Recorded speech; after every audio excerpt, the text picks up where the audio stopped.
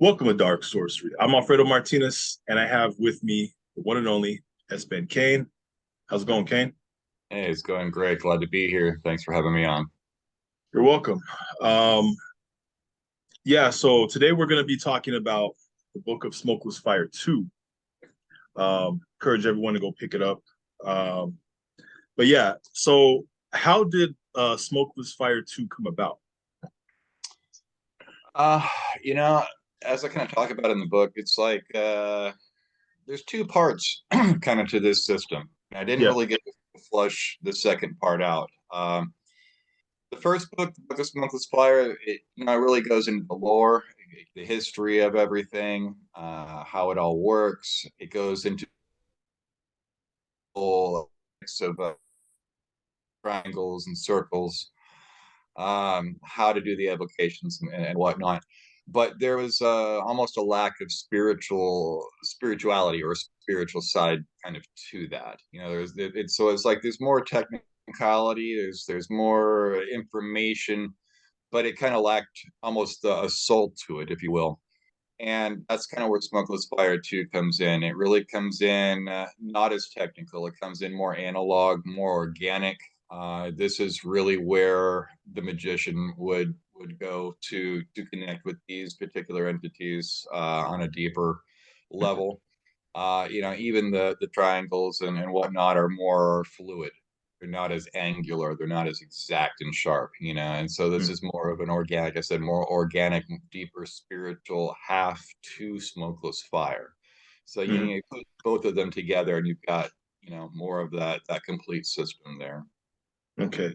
Now, for those who are watching who don't know, Smokeless Fire 2 focuses on working with Iblis himself, his son Zuga, his daughter Shara, and a Jinn King Thicket, as opposed to, just broadly mentioning the 72 Jinn in the first volume. Now, did you feel pressure from Iblis himself as far as getting this going? I wouldn't say pressure at all. It's like there's kind of everybody has a unique relationship with spirits or entities that they work with. To Hmm. me, it was like there, and it's just kind of a relationship where it's like something I wanted to flush out more. Something I wanted to, like I said, there's half of it there, but I always felt like there was more that needed to go into, and Hmm. a deeper spiritual connection that I wanted to flesh out there. And of course, I believe that something that he would appreciate and back himself. So I would like to think so. Okay. Now, in the chapter on Iblis, there's a part that kind of stood out to me here. It says, I believe that there are three sides or faces of Iblis. In my personal belief, I see Lucifer as one face representing ascent, enlightenment, and the light there within the darkness, Satan as individuality and separation from control, and Iblis as wrath and justice from injustice. I believe they are all aspects of the same being. Right. Um, that's a very strong statement there. Um, how did you come to that realization? Is that something that you had an epiphany on, or is it something that built up over time? Everybody has a unique view of things. I'm not saying my view is the one and only, all correct way. This is just how Right, I personally interpret it or right. have experienced in my workings. It's funny. It's rather controversial topic that you would bring up there. Yeah. Because everybody's so strong about no, they're not the same, they're different. Everybody has their views on it, and that's great. Everybody should have their own unique views of how that works with them. Right. For me personally, it's like I recognize this individual as this being as the same, but showing different sides to that. It's almost like a kade, where you've got different sides, different aspects of the same being, the threefold crone. So it's like there's three different faces with this. Um, and it's just kind of like throughout history of what I've come to understand Lucifer being, what I've come to understand Iblis being, Satan being, so it's there's to me there's a difference there, or a different aspect, a different face, but it's still being the same entity in the way I work with that particular being. Okay. And I'm going to go ahead and refer to another section here. I think this has been the previous chapter. Uh, Jinn, like humans, have what is called or considered free will, meaning they have the freedom and choice to follow whatever spiritual path they so choose. They are said to live as we as humans do, having a family, a house, they eat and drink and are social. Live in a mirrored society as ours has been established. They are not all of one belief or political party. They have differences and strife among themselves. As again, we humans are so well known for throughout our scarred and bloody history recorded in the annals of time. Following page, Jinn have different spiritual factions which they align with or none at all. Many people believe that they are all of one religion or belief, but this is most definitely not the case. While some Jinn are followers of Allah, some are atheists, and others have decided to walk the path of the serpent and follow Iblis in his holy war. As well, many believe that Jinn, specifically those who follow the path of the serpent, are fallen angels. They are not. Now, this explanation of how Jinn go about their lives and so forth, is this something that's well documented in different lore, or is this something that was Iblis had revealed to you? It's kind of through lore, and Yeah. throughout time.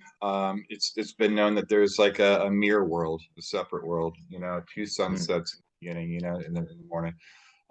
There's a veil that it's almost like to me, the way I view it is a parallel universe. It's right there, very closely related to ours. And these beings, it's been said that some of them have the free will and have are followers of Allah. Some of them don't follow anything, and then you've got those that are like the house or the clan, if you will, of Talal, Mm. which is the ones in the Smokeless Fire that happen to have banded together, and they're pretty sinister, so it varies from individual to individual, as it does with people or humans. Mm. Now, the fact that they can view us from where they're at, but we can't necessarily see them most of the time, would you say that's sort of a realm that has more dimensions than we live in? I believe it to be, I think that they had more access to this realm than obviously we do with theirs, but we can open up these portals and open up that veil so that they are able to come through, which is what the work is kind of based on. There's, at least with Smokeless Fire, is opening up these portals to work with these entities. Um, yeah, it's interesting. I think I also wrote that I believe that they're, a precursor to humanity, and I mean, it's very interesting that there's this group of individuals or these beings that have the same kind of setup society as we do, and so it's interesting how they're made differently from different sources. A lot of, like I said, a lot of people believe they were fallen angels or whatnot, but they're not. They're very specifically different entities, and to me, they're not spirits. They're not. They're like they're like the old ones to me, almost of like the Black Book of Azathoth, whereas you're almost dealing with an interdimensional alien-like being, their intelligence, rather than a spiritual one that originates here, particularly from Earth. So Mm. you're interfacing with more of a interdimensional intelligence rather than a spiritual intelligence. Now, since their nature is they exist just to harm and cause pain, would you say that their world is more of a backwards version of what we live in right now? I can't say that, and that's the thing. It's like there. In my opinion, the world isn't based fully on that. It's not one thing any more than this one. Our world is based on one thing. It's like Mm. there's many different beliefs, many different ways to be, many different factions to be a part of. It's just the particular 72 that were of the Talal that are basically, the nastiest of the bunch, essentially. That's what you're looking at in that particular group, and dealing with that particular group that was laid out in the original manuscript. Mhm. So I don't say that it's a backwards of this or not. I think it's very mirrored to our own existences. Mhm. But of course, there's going to be difference. There's going to be difference. They're able to travel. Some of them, back and forth. Some of them need more help, more portals to be opened.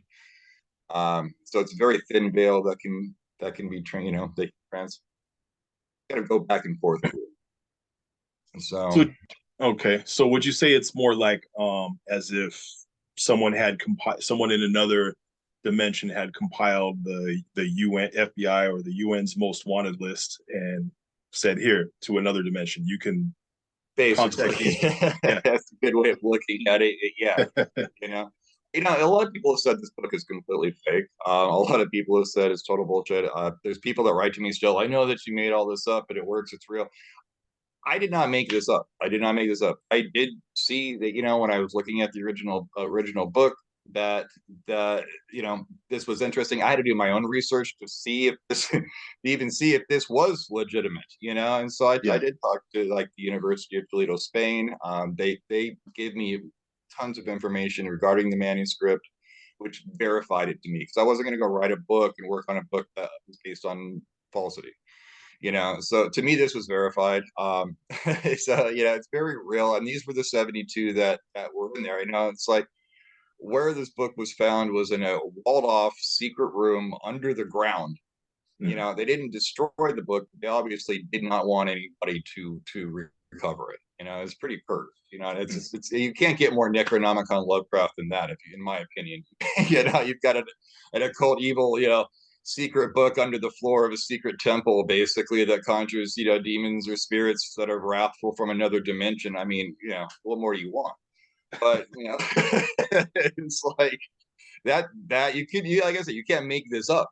That was really what the case was, and so it's just, it drew me in immediately to the whole situation. I was extremely fascinated and felt compelled, and again, like I think I spoke in the last video, I felt like that they had come to me in a way as an author, as a writer, and a magician to put forth this new material, or this material in a new era, essentially. Mm. So yeah, it's been an interesting journey with this. I imagine so. Um, Another passage in the Rite of the Holy Trinity I wanted to go ahead and mention. It says Iblis, Zuga, and Shara are the Holy Trinity of the tribe of Taal.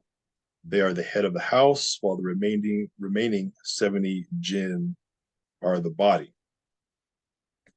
Now, would you say this has any sort of relation in structure wise to, let's say the Kabbalah, where you have, or no, the Tree of Life, where you have, all these different paths, and then you have the top three, which are, you tend to focus. Yeah, I mean, that's a good way of looking at it, I suppose.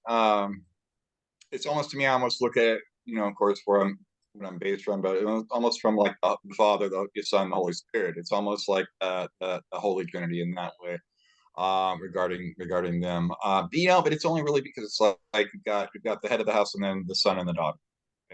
And in the way of the Kabbalah, like you say, there is a balance there. There is compassion and severity that are on both sides of this, and so it's interesting. But yeah, not with so much compassion, but more of a deep feeling with Shara. Really tapping into one's personal senses, intuitions, those sides those aspects of spirituality. And so they each, well, you've got Zuga, very warlike, very bloodthirsty, and so there's different aspects that can be employed here for different reasons. And the book was really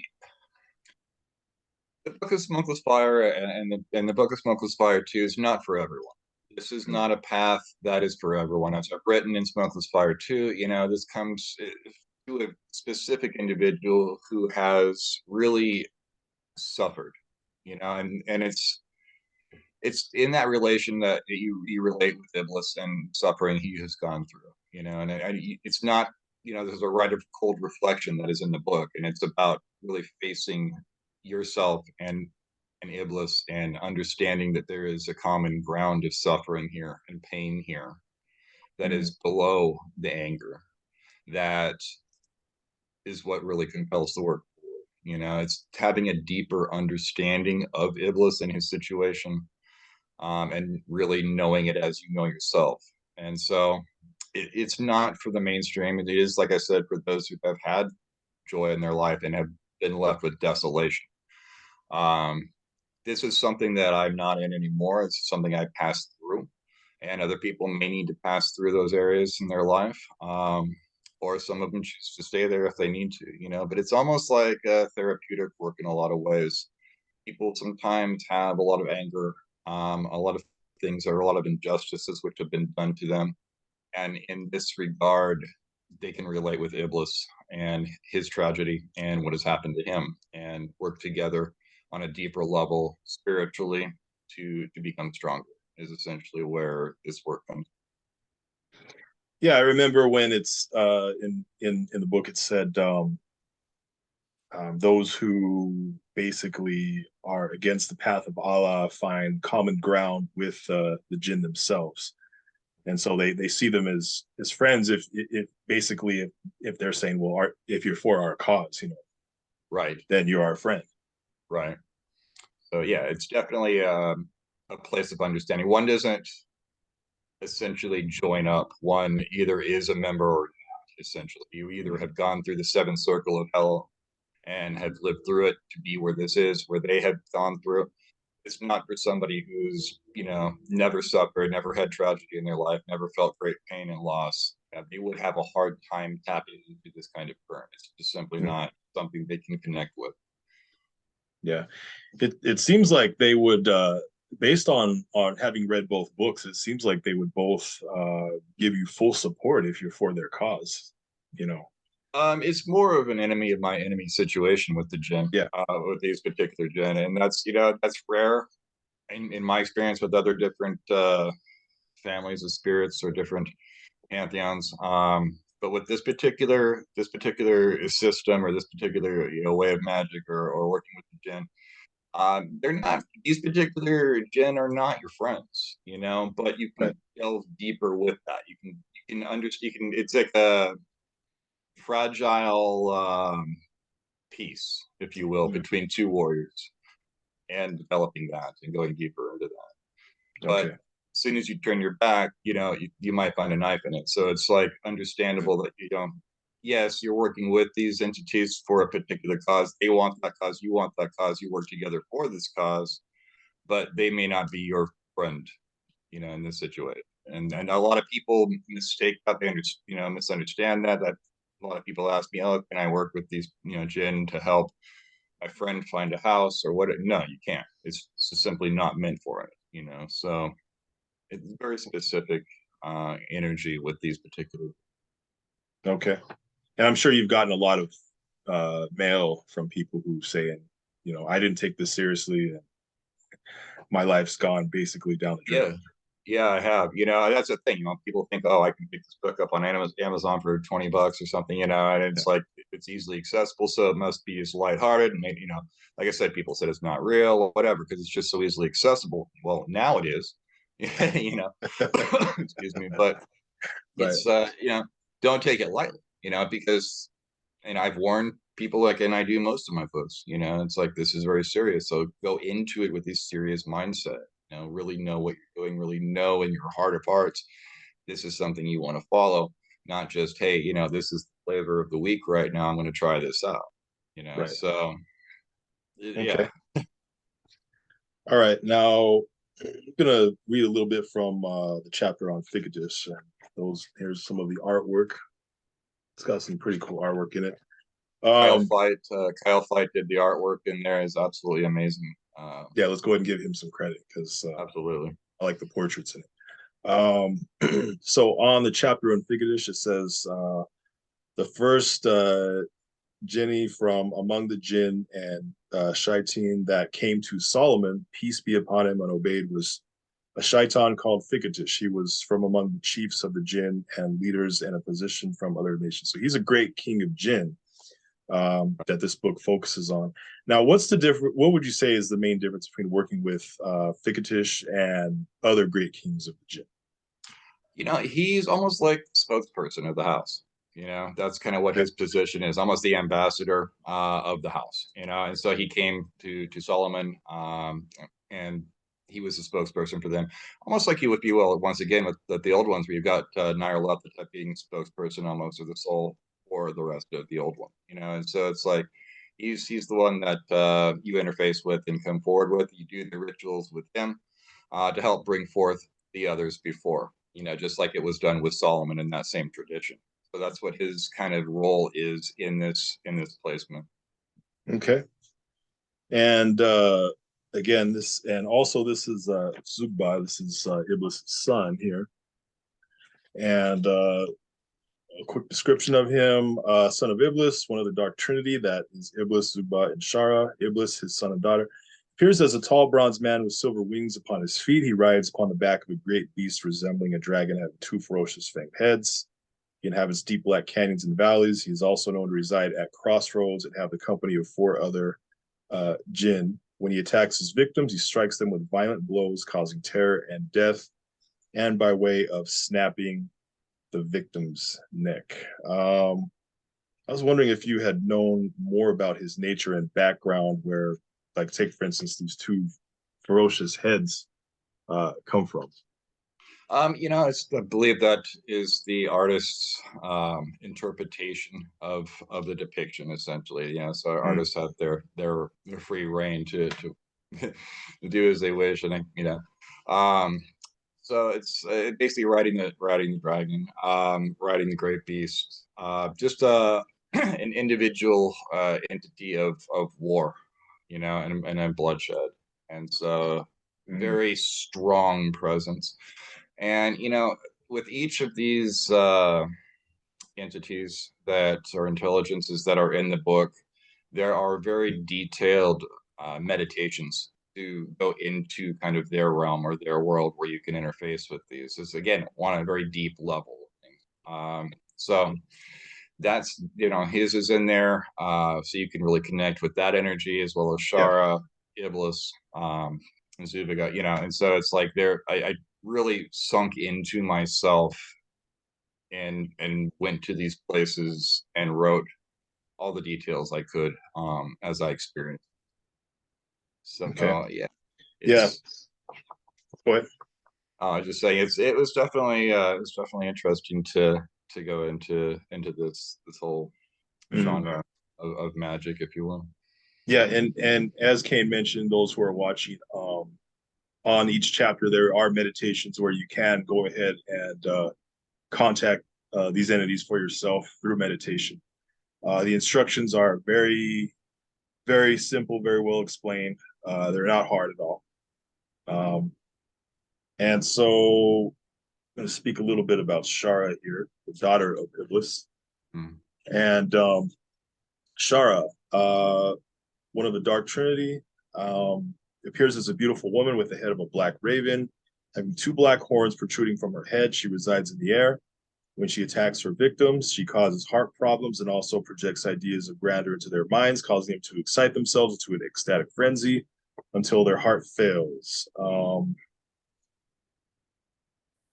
And basically, if there's things, she will protect those who walk with Iblis as her children. Black Magician calls upon her when they are in need of insight into a situation, being that she is the one who witnesses all. She has the ability to give amazing hidden information to the Black Magician that is invaluable. Black Magician calls upon her to heighten their intuition, to be keenly aware and sharp-minded. She acts as the Black Magician's inner voice, guiding them in the right way. And so basically she speaks through strong intuition. Now, you personally, would you recommend going through Shara, contacting her if there's some info you want to get, or would you do you go through other divination methods? I know you mentioned. I mean, if you're looking for something like divination or a question or something, I would absolutely, I would definitely contact her. That would be my go-to. Yeah. But yeah, again, she really is kind of the deeper undercurrent, the record keeper almost, and so it's like that's where the heart is, if you will, of this system. This intuition, this insight, this deeper meaning, a deeper feeling of things resides within her. And so it's if you're again, it speaks through a very strong intuition. The longer you work with her, that you gain that connection more, and are able to decipher, obviously your own from what's coming in. So that connection is really strong.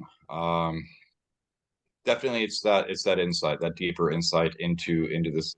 So if you're asking about something you want an answer or clarification for in this, then yeah, I would definitely go and speak with her.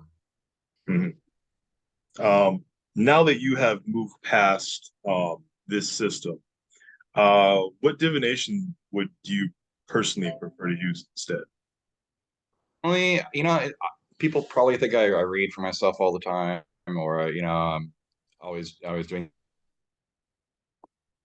that. And I don't. I read for myself only if I'm on a kind of that razor's edge of really unsure which way to go on something.